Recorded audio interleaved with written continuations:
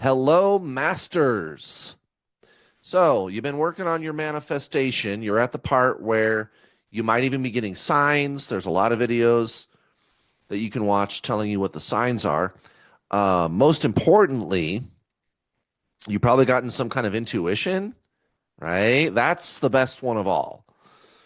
And I've even made videos about that, which I'll reference in a moment. But, what do I do? Because here's the thing. The shit takes time, right?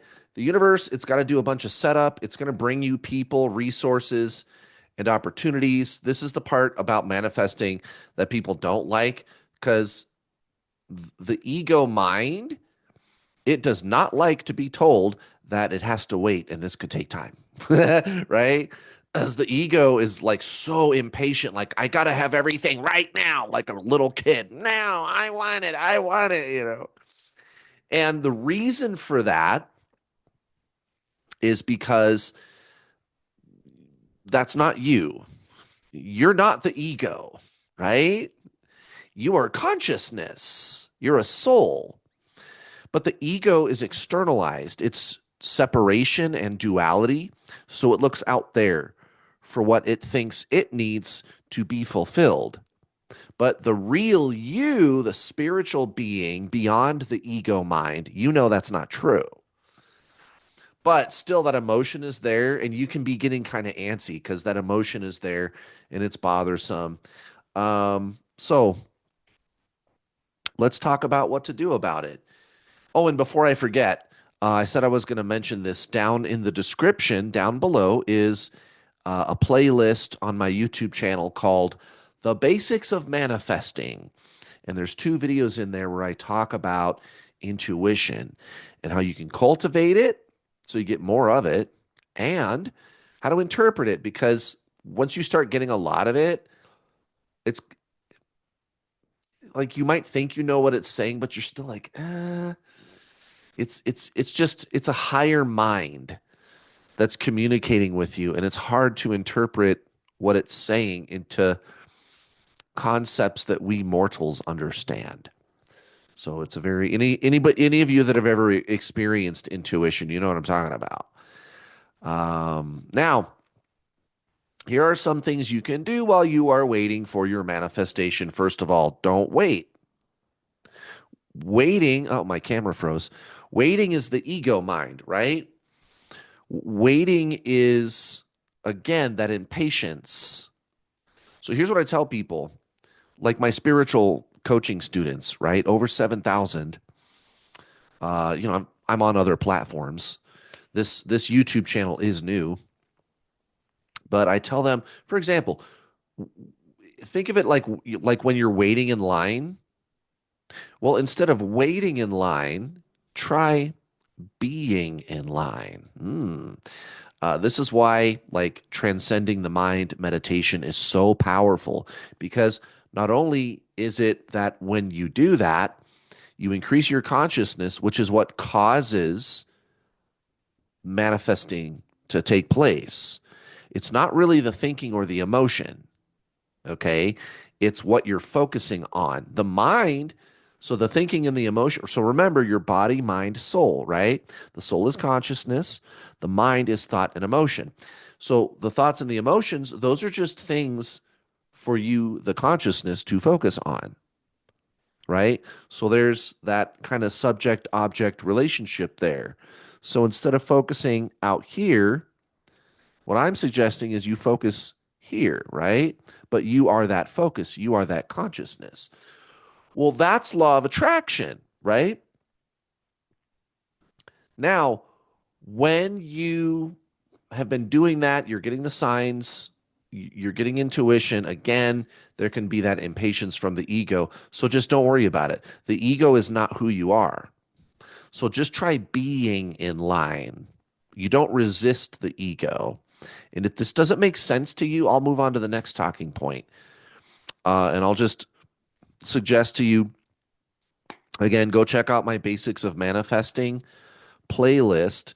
The first video is how to get the law of attraction to work. And I explain the basic tenet of like Zen spiritualism, genuine spiritualism, which is what makes manifesting actually work. Like you can do all the thinking different thoughts and feeling different emotions all you want, but if the consciousness isn't there, it's not going to happen. So it's kind of the first thing. And, Neville Goddard, he talked about this all the time, how primary consciousness is. And I don't see, I feel enough from the law of attraction community about that, because that's the power plant, man. That's what gets shit done is the consciousness. So go check out that playlist. Okay, next thing you can do, real simple, just focus on being positive instead. So, first thing we talked about was just kind of being, which is neither positive nor negative, but instead transcending beyond the duality of mind, the good, bad, the positive, negative, right? That's the gangster ass, badass way to do it. But another thing that you can do, which does help, is to try to be positive. And the thing is, that's not that hard. Because remember, how does this work? Law of attraction. Well, you reprogram what's in here. You have these emotional experiences. You cause internal states in your body, which are a match to what it would be like if you were there doing it now. Like, how would I feel? Right? Feeling is the secret.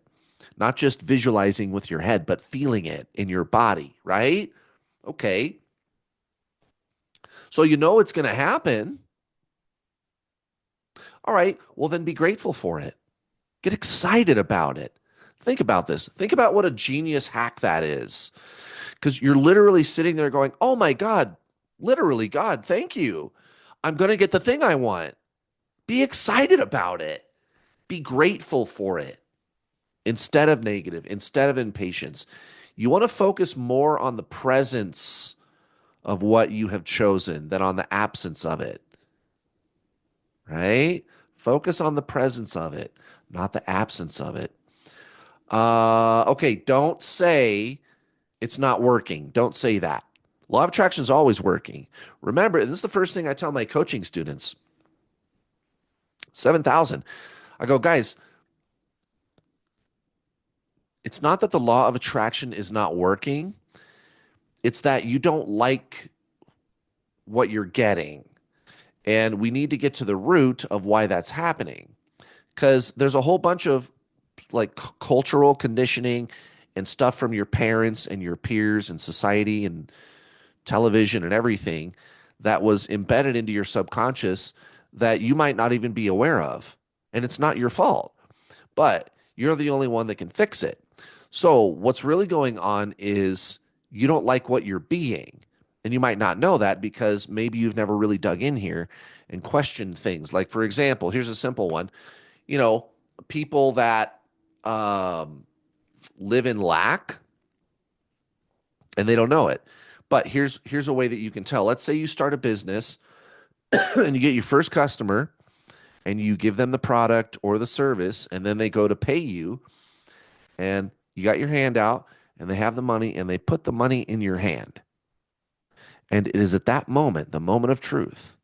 What do you feel? What is the emotion you feel? Because most people, when they take the money, they feel like awkward or they hesitate, like maybe I should give them a discount. Like, oh, here, take half of it back. Like you feel sorry for taking the money. Now where did that come from? Well, I don't know. That's like everybody in society is always saying that shit. And if you want my opinion, I think it came from the church. That's just my opinion. But I mean like a couple thousand, 4,000 years ago, the church, right? Because that used to be the government. The church was the government. And so the oligarchs, the ruling class, were behind that, right? Everybody knows that's how the system of things works in our world. There's the ruling elite up here that we're not supposed to even know about, and they control the government, which back then was the church. So that's where that narrative came from. It came from the elite. Well, of course it did. What do they? It's like everybody knows, like what they really want to do is dehumanize us and enslave us and take away our rights. It's like it's the elephant in the room. Everybody knows it's true. And of course, they're the ones that are telling us that money is bad. Meanwhile, they got all the fucking money. So that's where that came from. It's not your fault, but notice stuff like this, you guys. Notice how you feel when you're doing certain things, right? So to say it's not working, it's because of what you're being or the time delay. Remember, again, so the whole reason I just did that whole tangent about lack and the emotional experience that you could be having that shows whether or not you live in lack mentality, unbeknownst to you. And then I even told you, well, where did that come from? Right? Because it's subconscious. You might be going, no, I think money is awesome. But then when you take money, how do you feel though? Even though you think to yourself, no, I like money.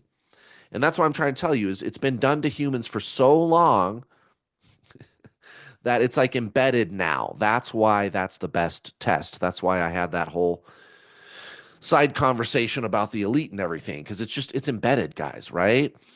So, it's not that the law of attraction isn't working. The universe is matching you. It is matching your subconscious. And your emotions, again, your emotions are the things that are going to tell you what's in your subconscious. So don't say it's not working. It's working. It's always working. Law of attraction is always working. But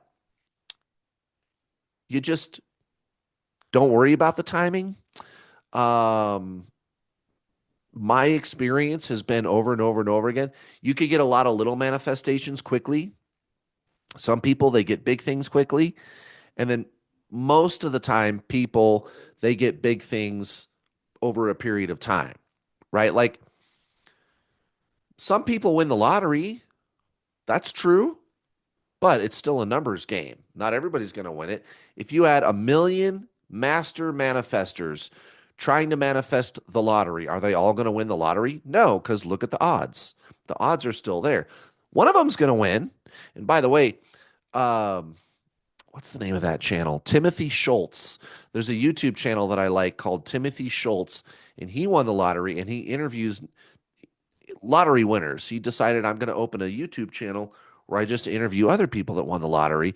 And it's like over 80% of them, literally over 80% of them, you guys, either had like a psychic premonition, dreams, or they manifested it, or all three. That's not a coincidence. So, yeah, people are trying to do that, but not everybody's going to do it.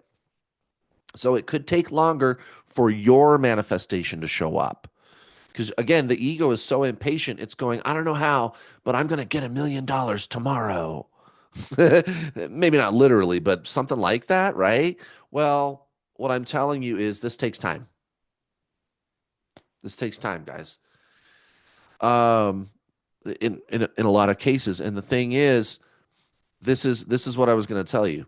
Then I know this will make sense to you. When your thing shows up, you're going to see how there's no way that you could have received that if it wasn't for all of the setup that was done first. Like if you're trying to manifest a relationship, right?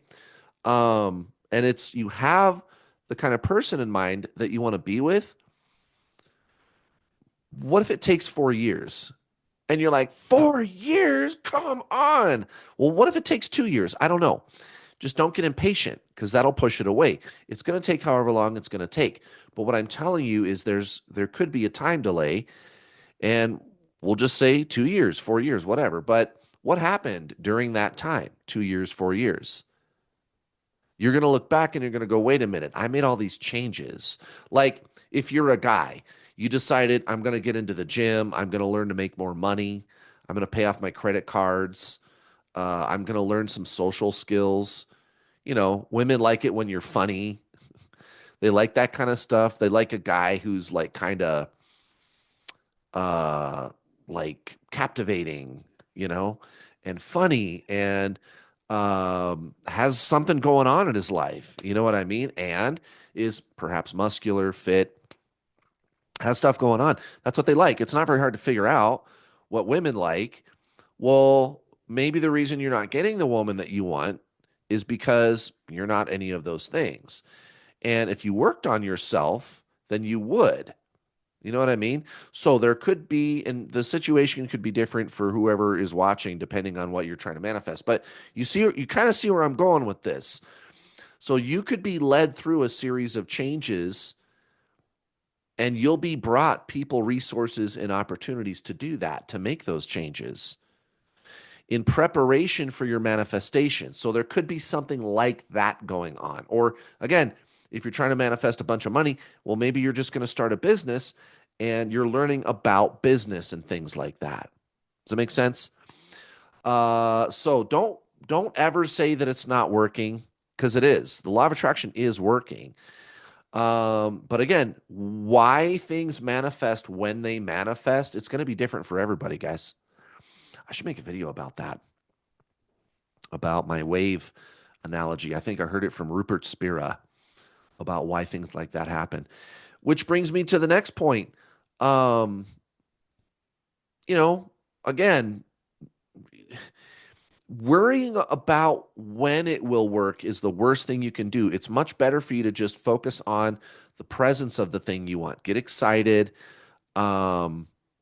Look for opportunities, things that you maybe missed, or things that you could be doing to get your manifestation. Again, like if you're a guy and you want like a super good looking girl to be with you or whatever, right? Go to the gym, get in the gym, do something, make some money, be a man. You know what I'm saying? Um, just slow down, guys. Just live today, damn it. Just enjoy life now. Don't worry too much about the future, and be grateful for what you've gotten and make improvements to yourself. It's a very simple thing, the things that I'm saying. And guys, I fucking promise you, again, if you've been getting the signs, if you've been getting intuition, you will get your thing. You will. You will. All right, guys. Again, there's my Basics of Manifesting playlist down below. Go check it out. Have a great rest of your day, guys.